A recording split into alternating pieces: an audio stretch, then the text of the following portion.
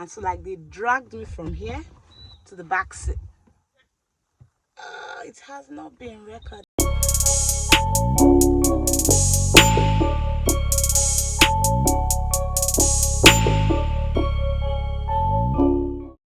Story time, guys. Hi, good morning, good afternoon, good it's actually morning, 8 a.m.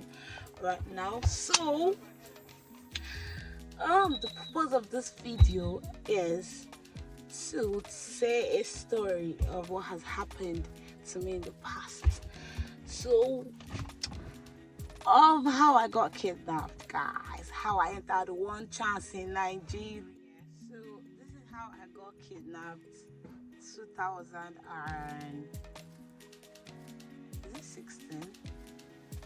Okay, 2017, yeah. So there was this day my friend had his matriculation and he invited me. I still don't know why I left my school to his school. So my secondary school classmate Kingsley invited me, and we're really close. We were like four. Yeah, so we had like a crew back then in secondary school called KSSS. So K is the Kingsley. Then we had three girls: Sarah, Sophia, which is me, so Sarah, Sophia, and Sylvia. So on this fateful day, I set on the journey to his school.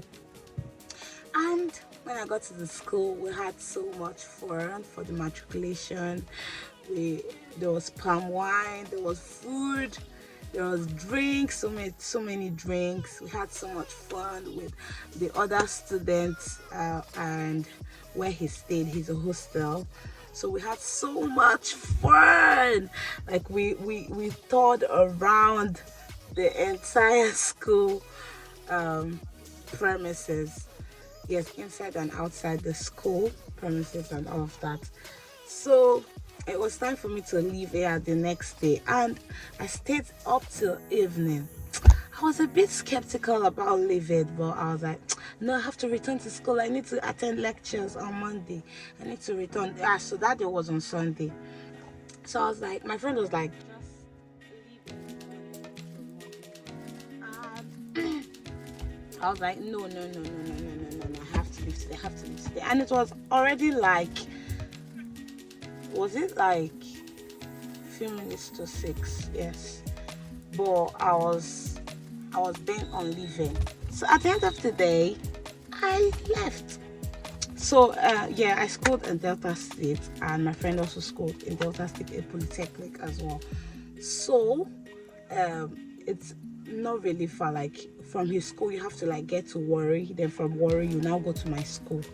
So when I got to Warri, instead of me to just go home straight because it was late and I lived in Warri. Instead of me to just go home and continue my journey the next day, which was still going to be fast for me, I was still bent on traveling that night. So when I got to like a front roundabout, I entered a one chance car. It's very bad experience. So when I got to the car, I was like in front, I was waiting. The guy was like, don't worry, the car will soon get filled. I was like, should I just cross and go to like the main park? So he was like, no, don't worry, if we don't see any passenger would leave. So a woman came and she stayed at the back seat, and he was like, okay, let's start go. So on our way, the woman dropped at one junction. When she dropped at junction, it was just I and the driver that was left. So while going, another guy stopped the car and sat down at the back seat. So it was now me, the driver, and the guy behind. So before we got to like a flyover or something like that, yes, the guy was like, can I pay now? That he wants to get fuel. And I was like, okay. And I paid him in cash I got. Just for my phone to ring. Like after this guy collected my money and I thought it was still going, just for my phone to ring. Do you know what happened next? I just got attacked. attacked.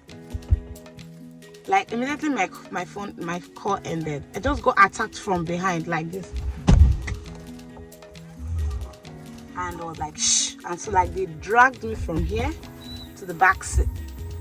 That was what happened. They dragged me from here to the back seat and blindfolded me. So I didn't know what was happening to me again. So I was like, oh my God, please, oh Lord, please, I hope they don't kill me. I started begging them, please forgive me. What have I done to you? Please, what's happening? Why are you taking me to? So I was like, shut up your mouth, Grace. Shut up. I was like, God, please. In my mind, I started praying. So that was how these guys took me to the bush. Thank God it wasn't more than what happened.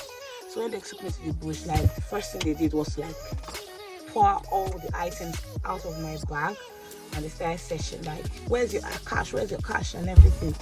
So the guy slapped me several times, and like he brought out a rope and tied my hand, my 2 hands and my legs. So I thought maybe they wanted to kill me at that point.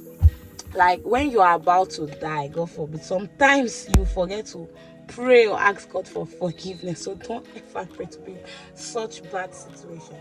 I was so scared. I didn't have the time to pray. I just wanted to survive. I just believed and had faith that I was not going to die, but I was scared at the same time.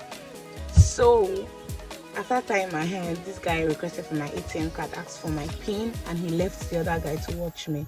The other guy was slapping me, continued searching my bag, and he almost dragged my trousers. I was begging, but the other guy like came almost immediately and was like, not today, this guy account. So that was how they took my phone, took my ATM card. I don't know where they dropped my ATM card, and they just carried me in the car. Some of my books and my items were like lost in the bush, and they carried me. I saw like a vigilante touch. I wanted to shout, but I was like, if I shout, what if those people like that are the higher criminals or kidnappers? Let me just pretend. Let me just be silent. So I kept quiet, and they dropped me on the express at 1 a.m. in the morning. I was lost. I didn't know where exactly I was. I was just standing there, not until I saw like some people flashing lights, like all these cattle railers, Hausa men or so. So that was when I like observed, and I saw that, oh, okay, these people are watching over like a building or something. And I was like, please help me. And they came. They were actually good people, and they tried to help me until one prophet man riding a bike, he passed and he carried me, and he asked where my house was. He took me to like a junction where I could get private taxi, like a proper park that was loading at that night time. And I was so scared, or I could not tell anybody. I could not really talk or explain what happened. They just like, they kidnapped you. I said, yeah, they stole from me. Till I got home that night, and I met my dad at home. The next day I spoke to him. It's really traumatizing. It's really traumatizing. I get to remember it. And my dad was so pissed at me. Like, he has repeatedly advised and warned us, I and my sister, not to work at night. So he wasn't pleased, most especially at the fact that I didn't tell him I was going for a friend's matriculation. So that was how God saved me from death, from rape. It really affected me. I never thought I would ever get kidnapped in life, but this is me sharing my story without even crying. But just how God spared my life.